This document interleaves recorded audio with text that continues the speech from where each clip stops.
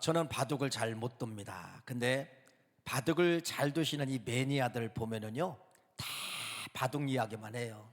교회에 오셔서도요, 천장을 보면은 저 전구가 바둑이 무처럼 보인대요. 그래요, 안 그래요?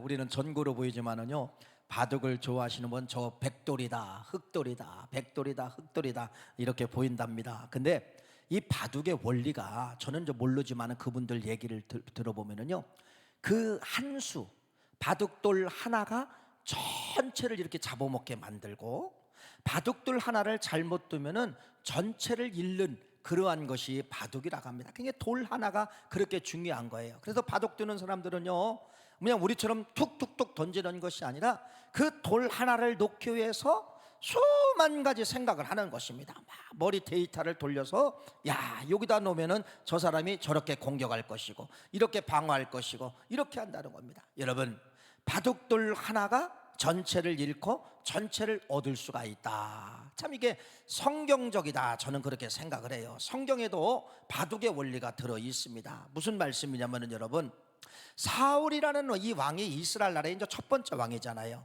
첫 번째 왕을 뽑는데 참 기가 막힌 사람을 뽑은 거예요. 신앙도 좋고 뭣도 좋고 가정 환경도 좋고 또 뭣도 좋고 개인 인품도 좋고 신체적인 조건을 좋고 최고의 사람을 뽑았어요. 최고의 사람을 뽑았습니다. 그래서 이 사울이라는 왕을 세운 거예요. 최고의 사울. 근데 여러분, 최고의 왕을 뽑았고 최고의 신앙의 사람을 뽑았고 은사가 있는 왕을 뽑았고 그렇게 멋진 왕이지만은 한 가지 돌을 잘못 던져가지고 이 인생이 완전히 풍지박살나는 것이 바로 무엇이냐면 사울의 가문이더라고요. 이게 왜요? 모든 걸 다 가졌지만은, 모든 조건은 다 겸비되었지만은, 충성도 잘합니다, 예배도 잘합니다, 헌신도 잘합니다, 기도도 잘합니다, 은사도 있습니다. 모든 걸 다 가졌지만은 단 한 가지 갖지 못한 것이 바로 무엇이냐? 하나님의 영, 신약으로 말하면은 성령을 받지 못했다는 것입니다. 아니, 성령을 받았다고 하더라도 성령이 떠났을 때, 성령을 거부했을 때 사울이라는 이 가정이 어떻게 망가지는가가 사무엘상 31장 말씀까지 사울 왕에 대한 패망의 원인에 대해서 정확하게 기록하고 있는데, 그 엄청난 걸 무너뜨리는 힘이 바로 뭐냐? 그 엄청난 신앙의 공동탑이 무너지게 만드는 그 힘이 바로 무엇이냐? 성령을 거두어가면 망하게 된다는 것이에요. 읽어볼까요? 사무엘상 18장 10절 말씀 한번 읽겠습니다. 읽어봅시다. 시작. 그 이튿날 하나님께서 부르시는 악령이 사울에게 힘있게 내리심에 그가 집안에 정신없이 떠들어대므로 다윗이 평일과 같이 손으로 수금을 타시네. 그때에 사울의 손에 창에 있는지라. 여러분, 뭐가 임하게 되었다는 거예요? 성령이 떠나고 악한 영이 함께함으로 말미암아 사울에 있는 모든 신앙에 쌓았던 모든 것이 하루아침에 다 무너지면서, 그래서 사무엘상 18장 말씀은 악한 영이 들어가면서 18장부터 31장까지는 다 잃는 거예요. 다 무너지는 거예요. 여러분, 바둑과 같지 않습니까? 여러분, 모든 걸 다 이루었어도 사울이라는 왕은 여러분 어떻게 보면 한 가지 그 한 가지 한 돌, 바둑으로 그 한 돌을 잘못 떠가지고 악한 영이 임함으로 말미암아 그의 가족과 개인과 모든 것이 다 몰락하는 그러한 원인이 사울을 통하여 우리가 볼 수가 있다는 거예요. 반대로 다윗 왕을 여러분 잘 아시잖아요. 다윗 왕은 여러분 보잘것이 없어요. 이 사울 왕이 죽고 두 번째 왕 다윗 왕을 이제 뽑게 되는데, 사무엘 선지자가 여러분 이새의 가정에 갔어요. 많은 형제들이 있어요. 그래서 여러분 큰아들부터 쭉 기름을 부으려고 하니까 하나님의 신호가 나옵니다. 아니라는 거예요. 첫째도 아니고 둘째도 아니고 셋째도 아니고 넷째도 아니고 다섯째도 아니고 다 아니라는 거예요. 사무엘이 그러면 누굽니까? 그래 물어본 거예요. 아버지에게, 다윗의 아버지에게. 혹시 아들 하나 누가 있느냐? 그랬더니 있다는 거예요. 근데 여기는 없고 저 들판에 나가 있습니다. 들판에 나가 있습니다. 그게 누구예요? 다윗이에요. 다윗. 여러분, 이 다윗은 어렸을 때 여러분 이렇게 말합니다. 시편 고백을 보니까 부모도 나를 버리고 형제도 나를 버렸다는 거예요. 여러분, 부모도 저놈은 안 돼, 형제들도 저놈은 안 돼, 이렇게 어떻게 보면은요 완전히 버린 인생이 다윗이에요. 보잘것없어요. 보잘것없어요. 보잘것없어요. 그런데 하나님은요, 다윗에게 기름을 부으라고 하는 겁니다. 다윗이 기름을 부었어요. 기름을 부을 때는 여러분 그렇게 보잘것없는 인생, 또 왕이 됐지만은 얼마나 실수가 많습니까? 누구를? 밧세바 여인을 여러분 겁탈함으로 말미암아 하지 말아야 될 가장 무서운 죄를 범하게 된 것이에요. 이게 다윗이에요. 여러분, 이렇게 보잘것없고 기초도 없고 신앙으로 보면 여러분 아무것도 없고 죄의 토성인 이러한 다윗이 일어나는 비결이 바로 뭐냐면 뭔지 아세요? 이렇게 엄청난 죄를 짓고 여러분 가슴에 누구를 모시고 사는 거예요? 하나님의 영, 성령, 신학으로 말하면 성령님 모시고 다윗이 꼴찌에서 1등 가는 인생으로 바꿔지게 된 것이에요. 읽어볼까요? 시편 16편 7절 8절 말씀을 한번 읽어보세요. 이렇게 살았다는 것입니다. 시작. 나를 교훈하신 여호와를 송축할지라 밤마다 내 양심이 나를 교훈하도다. 내가 여호와를 항상 내 앞에 모심이며 그가 나의 오른쪽에 계심으로 내가 흔들리지 아니하였도다. 그가 항상 내 마음에 계셨다는 거예요. 성령이, 하나님의 영이 내 마음에 계셨기 때문에 나는 그렇게 엄청난 죄를 졌지만은 나는 최고의 사람이 될 수 있었던 것은 바로 무엇이냐? 하나님의 영을 모시니까 꼴찌가 뭐가 가더라? 1등 가게 되더라. 1등 가게 되더라. 최고로 가게 되더라. 여러분, 신앙생활에 이겁니다. 신앙생활에 여러분 성령님 소멸하면 모든 걸 다 잊어먹게 되고요, 다 잊어먹었어도요 성령님 붙잡으면 모든 걸 다 회복하는 그러한 역사가 이게 신앙의 원리예요. 바둑의 원리와 그래도 똑같다는 것입니다. 똑같다는 것입니다. 그래서 사울이라는 왕은 실은 교만해서 죽어요. 성령이 떠난 자리는 여러분 인본주의가 싹트게 되고, 인본주의의 결론은 여러분 교만입니다. 교만. 사람이 자기 이름을 드러내려고 하고요, 교만해서 결국은 사울왕은 여러분 패망하게 되지만은 다윗왕은 반대로 겸손이에요. 성령이 내 안에 들어오면 자꾸 내려가게 만드는 거예요. 내려가라, 네가 죽어라, 네가 내려가라. 그래서 결국은 여러분 겸손으로 누가?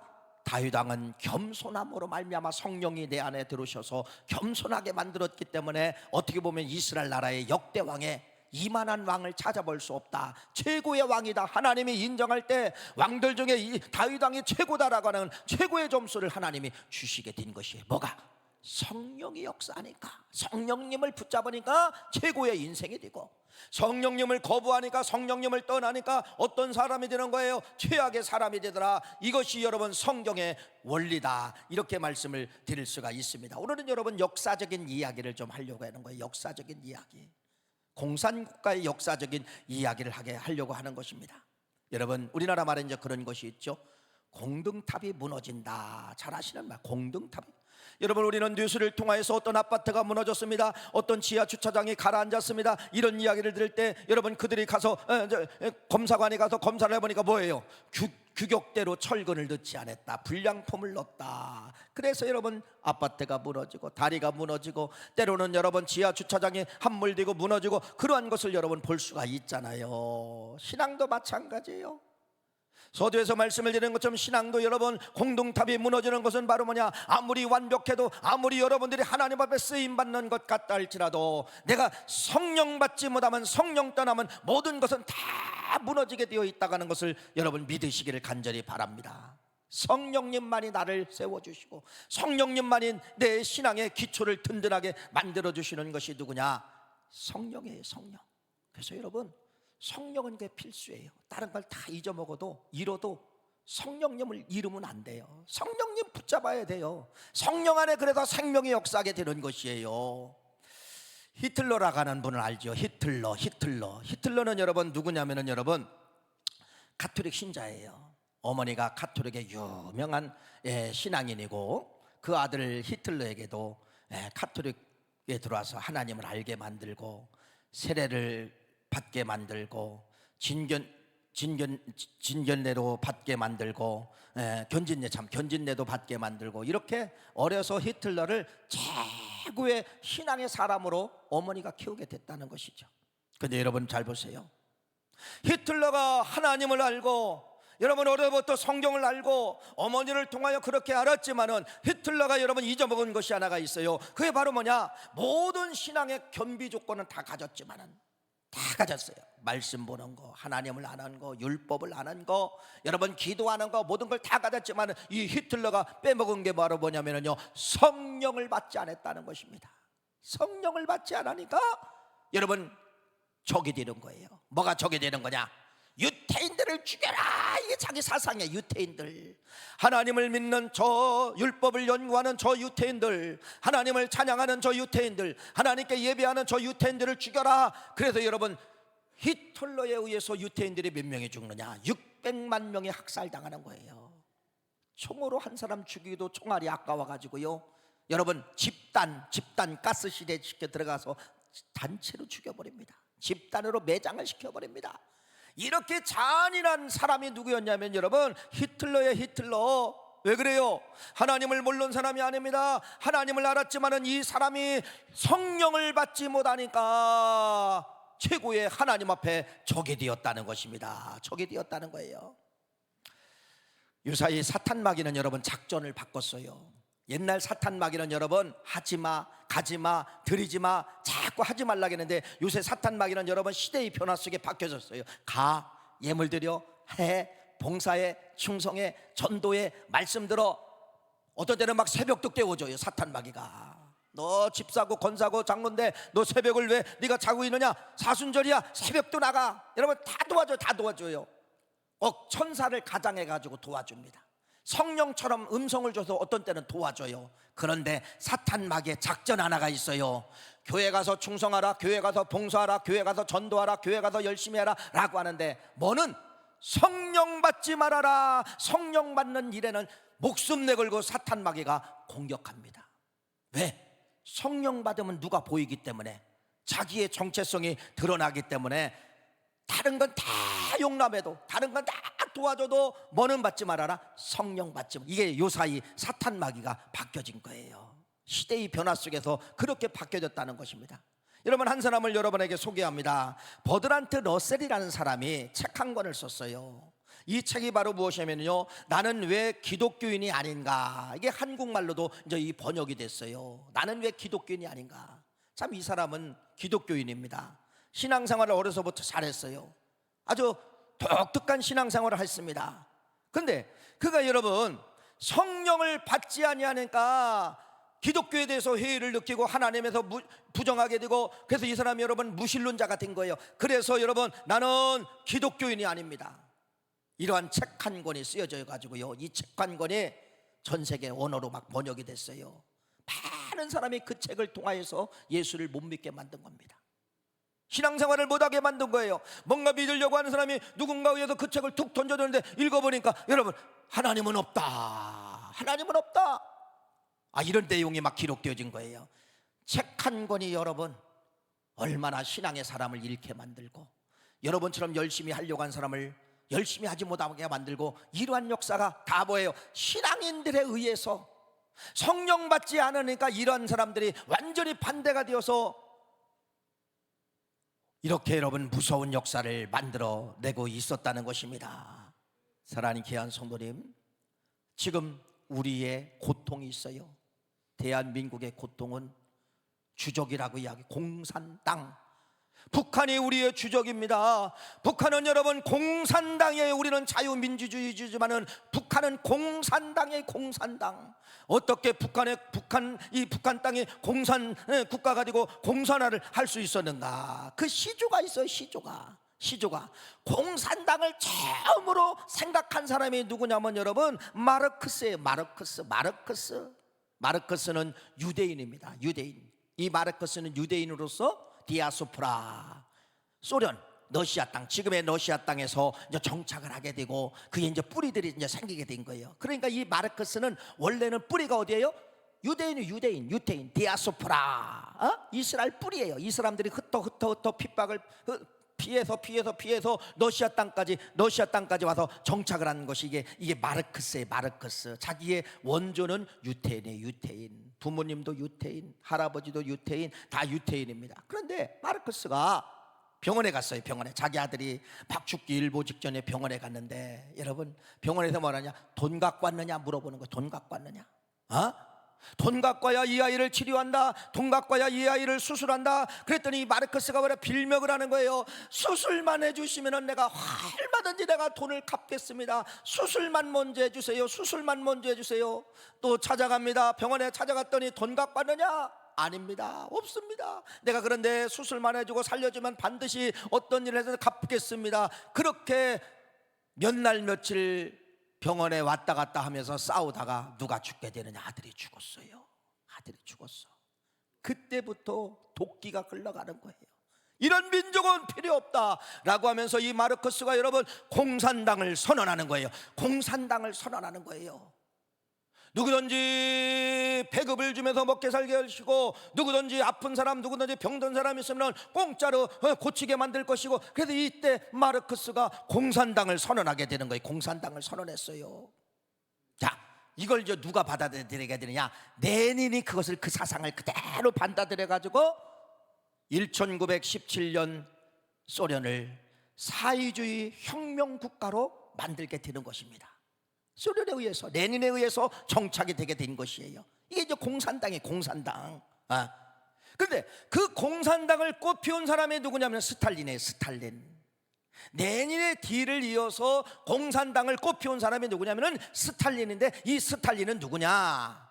정교회 사람이에요. 정교회. 하나님을 안 사람이죠. 정교회 사람이며 성직자가 되려고 신학교에 갔어요. 정교회 신부가 되려고 신학교에 들어갔어요. 누가? 스탈린이에요. 스탈린. 그래서 이 신학교, 디플리스 신학교라는 신학교에 들어가서 열심히 공부를 합니다. 그런데 여러분, 신학교라는 것이 그래요. 저도 신학교를 몇 군데 다녀봤지만은 신학교 1학년 때 다 사람들이요 거기서 탈선해요. 왜? 신학교 오기 전까지는 성경만이 복음이고, 성경만. 야, 성경. 신학교 들어가니까 여러분 성경 가르쳐 주는 것이 아니라 세상에 어떤 사람의 사상, 어떤 역사, 뭐 이상한 것만, 뭐 여러분 논리만, 이런 거, 뭐 철학적인 사상, 여러분 이런 논리, 이런 원죄, 이런 것만 가르쳐 주는 거예요. 그랬더니 이 스탈린이 다니는 신학교에서 1학년 때 무엇을 가르치냐면 여러분 진화론을 가르친 거예요. 진화론을 가르친 거예요. 여기에 빠져버렸네요. 여러분, 우리 기독교인들은 뭐예요? 창조론이잖아요. 그런데 교수가 진화론을 정확하게 막 잘 가르치는 거예요. 그러니까 이 스탈린이 거기서 창조론의 신앙을 버려버리고 진화론의 사상을 갖게 만든 겁니다. 그래서 여러분 스탈린이 여기서 신학교를 때려친 거예요. 신앙도 때려친 거예요. 그래서 뭐가 되느냐? 이제는 무신론자가 되어서 진화론을 신봉을 하면서 이때부터 탄압을 하기 시작합니다. 이때부터 기독교인들, 이때부터 유태인, 하나님의 하자만 찾는 종교들을 다 찾아 죽이자. 그래가지고 여러분 스탈린이 이때 당시 정교회 신부들을 몇 명을 죽이냐면 10,000명을 죽여요. 1년 만에 1937년부터 1938년까지 1년 동안에 여러분 정교회 신부들을 10,000명을 숙청을 시켜버립니다. 이렇게 무서운 거예요. 그래서 여러분 소련의 공산국가가 형성이 되고, 그런 공산국가가 이제는 여러분 막 동유럽이라든지 이런 쪽으로 이제 퍼져나가게 되면서 그 공산당이 어디까지 이제 퍼져나가게 되느냐? 북한까지 오게 된 거예요. 북한. 그래서 이 김일성이 여러분 뭐를 붙잡게 되냐? 스탈린의 정책을 붙잡으면서 북한 쪽을 뭘로 선언하게 되냐? 공산국가로 깃발을 뽑게 되는 거예요. 공산국가. 그래서 이 공산국가의 힘을 빌려가지고서 6.25 남침이 시작이 된 겁니다. 이게 우리나라 이제 역사죠. 우리나라 역사지요. 김일성이 공산국가를 붙잡은 거예요. 여러분, 김일성이 스탈린을 붙잡고 공산국가를 붙잡고 이제는 남과 북이 갈라지게 만들고, 이렇게 지금은 우리도 역사의 현장 속에서 공산국가와 자유민주주의와의 어떻게 보면 싸움이라는 겁니다. 싸움이라는 거예요. 근데 잘 보세요. 이 김일성이 누구냐? 김일성의 어머니가 이름이 뭐냐면 강반석이에요. 강반석. 그러니까 그의 외할아버지죠. 외할아버지. 김일성의 어머니는 강반석, 그의 외할아버지는 여러분 칠곡교회 강도눅 장로님이에요. 장로님. 장로님의 뿌리예요. 외가가 장로님의 뿌리예요. 할아버지는 장로님, 어머니 강반석, 그 다음에 누구를 낳았어요? 김일성이를 낳았어요. 김일성이를 낳았어요. 여러분, 김일성이는요 어려서부터 철저하게 기독교 훈련을 받았습니다. 그게 성경에 나와 있어요. 볼까요? 네, 성경에 그게 그대로 기록되어져 있어요. 자, 디모데후서 1장 5절 말씀 보세요. 이건 디모데를 이야기를 하는데, 이 디모데가 누구를 말하느냐? 너의 어머니, 너의 외갓댁, 이걸 이야기하는. 읽어봅시다. 시작. 이는 네 속에 거짓이 없는 믿음이 있음을 생각함이라. 네 믿음은 먼저 네 외조모 로이스와 네 어머니 유니게 속에 있더니 네 속에도 있는 줄을 확신하노라. 디모데후서 3장 15절 말씀 보세요. 시작. 또 어려서부터 성경을 알았나니 성경은 능히 너로 하여금 그리스도 예수 안에 있는 믿음으로 말미암아 구원에 이르는 지혜가 있게 하느니라. 어머니 기록하고 있네요. 어머니. 여러분, 강반석의 어머니 보세요. 어려서부터 여러분, 이 어머니는 여러분 아버지를 통하여서 철저하게 신앙을 가진 어머니, 성경적 이름을 가진 어머니예요. 이 어머니가 자기 아들 김일성에게 유교를 가르쳤을까요? 불교를 믿게 했을까요? 아니에요. 뭐밖에 없어요? 어머니가 믿는 하나님. 그렇죠? 우리 외갓댁부터 내려오는 그 하나님, 선친 때부터 믿었던 하나님을 누구에게 전수했느냐? 김일성에게 어려서부터 주일학교 다니게 만들고, 어려서부터 하나님, 어려서부터 복음, 어려서부터 천국, 어려서부터 부활 다 가르쳤다는 겁니다. 김일성만큼 여러분 신앙이 좋은 사람이에요. 왜? 누구 때문에? 어머니 때문에. 어머니 때문에 그렇게 좋은 신앙을 가지고 있었다는 것입니다. 자, 그런데 잘 보세요. 이렇게 좋은 김일성이라 할지라도, 신앙을 다 안다 할지라도, 부활을 알아요, 여러분 뭐 천국을 알아요, 구원의 4대 원리를 알아요, 다 안다 할지라도 김일성이가 여러분 성령 받지 못하니까 공산주의 사상으로 바꿔지게 된 것이에요. 그래서 공산주의 깃발을 북한 땅은 꽂게 된 것입니다. 그래서 그 공산당의 힘을 빌려가지고, 소련의 힘을 빌리고, 중국의 힘을 빌려가지고, 중공의 힘을 빌려가지고 여러분 1950년도 6월 25일 날 뭐 하게 된 거예요? 남침하게 되어서 오늘날 여러분 38선이 그어지게 되지 않았습니까? 그래서 공산당들은 1번 기독교를 죽이라는 거예요. 1번 기독교를 탄압하라는 것입니다. 기독교를 탄압하라는 거예요. 왜 이런 무서운 공산당이 생겼습니까? 다 뭐예요? 하나님을 알던 사람들이 뭐하지 않으니까, 성령 받지 아니하니까 공산당이 만들어지게 된 것이에요. 여러분 지금 줄기를 보세요. 뭐가 그렇게 중요하다는 거예요? 성령, 성령, 성령, 성령, 성령. 예수님의 12제자가 있었죠. 예수님의 12제자 여러분 3년 동안 먹여주고 재워주고 입혀주고 가르쳐주고 다 했다는 것입니다. 그런데 주님의 마음이 들지 않는 것이에요. 주님의 마음이 들지 않고, 이 제자들이 여러분, 예수님께서 너희들 절대로 예루살렘을 떠나지 말고 너희들이 내가 약속한 성령을 기다려라, 너희들 반드시 예루살렘에 성령이 온다, 이렇게 예수님이 강조하고 여러분 그렇게 말씀했는데, 이 제자들은요 동문서답하는, 주께서 이 나라를 언제 로마에서 해방시켜 주십니까? 기가 막히죠. 주께서 언제? 그렇게 이 제자들은요 성령 필요 없어요, 구원 필요 없어요. 우리에게는 여러분, 예수님 우리에게 필요한 건요, 로마에서 해방시켜 주세요, 로마에서 해방시켜 주세요. 그래서 예수님이 하신 말씀이 이제 오늘 본문 말씀이에요. 안 되겠다, 내가 떠나는 것이 너희들에게 유익이구나. 그래서 읽어봅시다. 요한복음 16장 7절 말씀 시작. 그러나 내가 너에게 실상을 말하노니 내가 떠나는 것이 너에게 유익이라. 내가 떠나가지 아니하면 보혜사가 너에게로 오지 아니할 것이요 가면 내가 너에게로 보내리니. 할렐루야 라고 하면서 예수님이 뭐라고 말씀하느냐? 내가 떠나가는 것이 너에게 유익이다. 왜 예수님은 제자들의 소원인 로마의 압제에서 여러분 해방시켜 주지 않았을까요? 예수님은 깊은 진리가 있었다는 겁니다.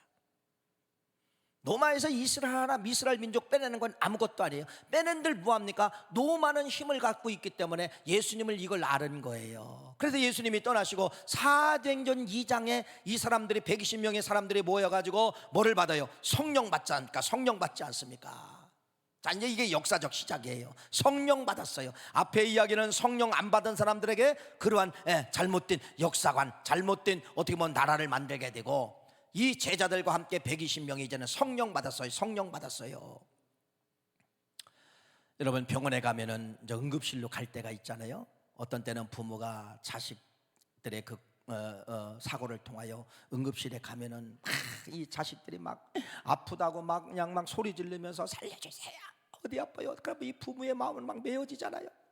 그러면 여러분, 의사 선생님이 뭐라 합니까? 선생님, 빨리 진통제 좀 놔주세요. 내 아들 죽어요. 진통제 놔주세요. 진통제 안 놔줘요. 엑스레이 찍어보자, CT 찍어보자, 피검사해보자. 엉뚱한 것만 하는 거예요. 엉뚱한 것만 하는 거예요. 왜 환우의 부모하고 의사하고 왜 다를까요? 의사는 원인을 치료하고 방법을 하겠다는 겁니다. 원인을 알고 주사를 놓겠다는 거예요. 의사하고 전혀 다릅니다. 우리하고는 전혀 다른 것이에요. 여러분, 왜 예수님은 그 노마 시대에 이스라엘 민족을 왜 해방시켜 주지 않았을까요? 여러분, 제자의 생각하고 예수님의 생각이 전혀 달랐다는 겁니다. 그래서 여러분, 사도행전 2장에 이렇게 성령 받은 사람들의 숫자가 넓어지는 거예요. 계속해서 퍼져나갑니다. 교회가 퍼져나가고 성령 받은 사람의 수가 이제 퍼져나가게 되는 거예요. 로마에서 긴장하지요. 저 악독한 놈들 죽여라. 별의별 방법으로 다 죽이는 거예요. 가죽을 벗겨 죽이고, 예수 믿는다고 십자가의 거꾸로, 어떤 때는 용광로에다가 집어 죽이고, 어떤 때는 잔인하게 죽이고도 이 사람들은 계속해서 퍼져나가는 거예요. 성령을 받은 사람들의 숫자가 계속해서 확산됩니다. 죽여도 이제는 끌 수가 없어요. 이들을 한두 명 죽여서 여러분 끌 수가 없는 거예요. 그래서 여러분, 결국은 도마가 손을 들게 되는 거예요. 누구 앞에? 성령 받은 수 앞에 손을 들게 되는 것입니다. 노마가 손을 들고서 여러분, 노마가 기독교 국가가 되는 거예요. 탄압하던 국가가 기독교 국가가 됐어요. 뭐 때문에 그래요? 성령 받은 사람들의 숫자에 의해서 이들이 죽여봐도 안 돼, 탄압해도 안 돼. 그러니까 이들이 손을 들고서 기독교 국가가 되고, 기독교 국가가 되어서 이들이 완전히 역전됐잖아요. 이게 예수님의 뜻이었었어요. 노마가 변화됐잖아요. 그래서 여러분, 노마는 모든 길을 노마로 다 향하게 다 만들었습니다. 유럽에도, 아프리카도, 아시아도 다 노마가 여러분 전 세계를 장악하기 위해서 길을 연결시켰어요. 복음의 국가가 되고 기독교 국가가 되고, 이 길을 통하여 복음이 급속도로 뭐하게 되느냐? 확산되었다는 겁니다. 그래서 역사를 보면은 누가 승리하는 거예요? 성령 받은 사람에 의해서 노마가 손을 들고, 결국 성령 받은 사람에 의해서 유럽이 기독교 국가가 그래서 다 확산되게 된 것을 볼 수가 있지 않습니까? 여러분, 성령님이 해답이에요. 성령님이 이렇게 중요한 겁니다. 오늘 이 말씀을 통해서 여러분, 성령을 사모하기를 바랍니다. 성령이 내 마음속에 임재하옵소서. 성령 충만하게 없어. 이걸 사모해야 됩니다. 사모해야 됩니다. 성령 무시하면 안 돼요. 성령 무시하면 안 돼요. 살다가 보면은 참 죽을 맛, 감옥 같은 환경들이 얼마나 많이 있습니까? 어떤 때는 육신의 질고가 찾아와서, 어떤 때는 물질을 건들고, 어떤 때는 화재가 일어나고, 어떤 때는 자녀들이 탈선하고, 살아가다 보면은 여러분, 감옥 같은 환경이 얼마나 많이 일어나요. 감옥 같은 환경. 그때마다 여러분들이 죽고 싶고, 죽어야 되고, 죽으려고 방법을 찾고 그랬잖아요. 그런데 잘 보세요. 성령 받으면 죽지 않습니다. 성령 받으면은, 바울을 보세요. 바울이 여러분 그 감옥에 갇혔습니다. 감옥에 갇혔어요. 여러분, 2000년 전의 감옥은 우리가 생각하는 지금의 현대 감옥이 아니에요. 땅속을 어떤 때는 십니다. 땅을 파가지고 거기다가 죄수를 가둬놓고서 위에서 감찰을 합니다. 위에서 밥덩어리를 떨어뜨리기도 합니다. 빛이 없어요. 그 속에는요, 탈출할 수가 없어요. 바울이 그 속에 들어간 거예요. 그런데 바울은 성령이 있었잖아요. 성령이 있었기 때문에 죽음의 환경이고 감옥의 환경이지만은 성령 받았기 때문에 감옥에서 뭐했더라? 찬미하였더라. 할렐루야. 감옥에서 찬송했다는 거예요. 이게 성령의 힘이 아니고는 뭡니까? 그래서 바울이 감옥을 이겼어요. 죽음을 이겼어요. 마찬가지예요. 여러분, 내 인생 살다가 보면 이런 죽음의 환경이 있어요. 반드시 찾아와요. 성령 받으면 죽을 것 같은데도 일어납니다. 할렐루야. 성령의 역사하면 여러분, 감옥과 같은 환경을 만났지만 감옥과 같은 환경에서 반드시 하나님이 탈출구를 만들어 주시는 거예요. 우리나라 역사 가운데 손양원 목사님 있잖아요. 자기 동인이와 동신이 아들, 사랑하는 아들이 여러분 친구한테 죽었어. 이재신이라는 공산당을 했던 이 친구 이재신한테 자기 두 아들이 총으로 죽었어요. 총으로. 근데 나중에 보세요. 손양원 목사님이 여러분 그 죽인 아들 이재신을 뭘로? 자기의 양아들로. 자기의 양아. 이게 가능합니까? 여러분 가능한 거예요? 성령 받으면 여러분 그게 할 수가 있다는 겁니다. 그래서 손양원 목사님이 여러분 몇 가지 감사 이야기가 나오는데 뭐라고 합니까? 순교하는 것이 얼마나 큰 축복인데 두 아들의 순교의 제물로 보내니 감사할 뿐입니다. 이게 보통 사람은 안 돼요. 성령 받으면 된다는 겁니다. 성령 받으면 이렇게 무서워요. 성령 받으면 이렇게 여러분 간이 커진다는 것입니다. 간이 커지는 것이에요. 이제 우리는 여러분 한 주간 남았습니다. 다음 주니 여러분 해피데이, 이제는 그 크라이막스 해피데이 날입니다. 여러분이 품은 464명의 예비신자 여러분 놓고 20시간 릴레이 기도하고 새벽에 기도하고 저녁에 기도하고 여러분 기도했어요. 그런데 보세요. 여러분이 나를 보는 거예요. 찾아가야 돼요. 이번 주 찾아가서 여러분 시간 들이고 찾아가서 만나고 다음 주에 우리 축제입니다. 오십시오. 이게 될까요? 안 된다는 것입니다. 안 돼요. 그런데 할 수 있어요. 누구 의지하면? 이번 주에 여러분이 고난주간이잖아요. 함께 금식하며 더 기도하며 여러분 오늘 저녁부터 내일부터 여러분 더 예비신자 여러분들이 품은 예비신자를 꼭 기도하며 하나님 용기 주세요. 힘 주세요. 성령님 도와주세요 라고 하면 성령님이 여러분의 발걸음을 뒤돌리게 만든다는 겁니다. 가면 여러분 언어가 나오는 거예요. 이야 신기하게 내가 생각했던 막 언어가 막 나가는 거예요. 언어가 나가는 것이에요. 성령님을 의지하면 용기 주십니다. 성령님을 의지하면 힘을 주십니다. 성령님을 의지하면 여러분 전도는 내가 하는 게 아니에요. 성령님이 하시는 것 때문에 그분의 손을 붙잡고 가야 된다는 거예요. 그래서 여러분 성령님 오시옵소서. 그래서 여러분 이번 주가 고난주간이에요. 여러분 한 손에는 성령님, 한 손에는 예수의 보혈의 피를 의지하여서 여러분들이 용기 있게 누구를 향하여? 내가 품은 예비신자를 향하여서 찾아가는 거예요. 전화만 해서는 이제는 안 돼요. 찾아가야 됩니다. 찾아가면 여러분 내가 생각했던 것보다도 이미 성령님이 다 만져놨어요. 다 부들부들 거리게 핑계를 못 대요. 만져놨어요. 이것이 바로 성령의 역사라는 사실을 말씀을 드립니다. 여러분 말씀의 결론을 맺습니다. 오늘 이런 말씀을 드렸죠. 역사적인 사건 속에서 마르크스, 레닌, 스탈린, 여러분 김일성, 공산 국가를 만든 시조부터 현재 북한까지 여러분 이렇게 말씀을 드렸잖아요. 다 이 사람을 보세요. 공통적인 것은요, 유대교든 천주교인이든 기독교인이든 누구를 알던 사람이에요? 하나님을 알던 사람입니다. 성경을 알던 사람이라는 거예요. 그런데 그들이 뭐가 쏙 빠지니까, 성령이 쏙 빠지니까 무서운 사람으로 변하게 되는 거예요. 그래서 그것을 만든 것이 바로 뭐라는 거예요? 공산국가라는 사실입니다. 공산국가. 이렇게 무서워요. 그러니까 나도 그 기질이 들어있는 거예요. 레닌이 무섭고 스탈린이 무섭고 김일성이 무섭고 마르크스가 무서운 것처럼 나도 하나님을 알던 사람인데 나도 무서운 DNA를 갖고 있는 거예요. 나도 어떻게 바뀔지 몰라요. 성령 받지 않으면 여러분 레닌보다도 스탈린보다도 김일성보다도 더 악한 말을 꺼낼 수 있고요, 더 악한 행동을 할 수가 있다는 겁니다. 성령 받지 않으면 그렇게 무섭다는 겁니다. 누가 하나님을 알던 내가 성령 받지 않으면 그렇게 무서운 거예요. 그러나 반대로 성령 받으면은 어떻게 되는 것이에요? 성령 받으면은 하나님 앞에 주인공처럼 쓰임 받게 되는 것이에요. 연수곡을 보면 악역자가 있고 주인공이 있잖아요. 악역자, 여러분 쓰임 받을 수 있어요. 악한 영의 역사에서 성령의 역사하지 않냐고 악한 영의 역사에서 평생을 여러분 교회 안에 있으면서 악역자로 쓰임을 받다 가는 사람도 있을 수가 있다는 것입니다.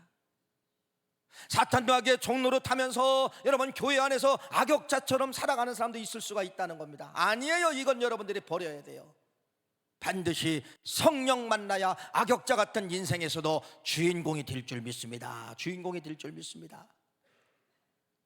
사탄이가 주는 것은 여러분 제일 싫어하는 것이 전도예요. 두려움을 갖다 줘요. 여러분 마음속에 너 못해, 안 돼, 나는 말도 못해, 나는 갈 수도 없어, 나는 힘이 약해, 나는 뭣도 없어, 나는 바빠. 여러분 다 핑계거리를 사탄 마귀는 갖다 준다는 것입니다. 사탄 마귀의 영을 받지 마시고 이번 주는 여러분 양날의 고난주간을 통하여 예수 그리스도의 보혈의 피와 성령을 붙잡고서 여러분, 성령님 나는 전진합니다, 성령님 나는 찾아갑니다, 성령님 길 열어주시옵소서 라고 여러분 한번 도전 한번 해보세요. 도전 한번 해보세요. 용기 주시고 입술에 권세 주시고 발걸음이 힘있게 만들어주시는 것이 성령의 능력이라는 사실을 믿고, 이번 주에 여러분 반드시 성령님 꼭 붙잡고 여러분 사건을 만들어내시는 우리 모두가 되시기를 간절히 축원합니다.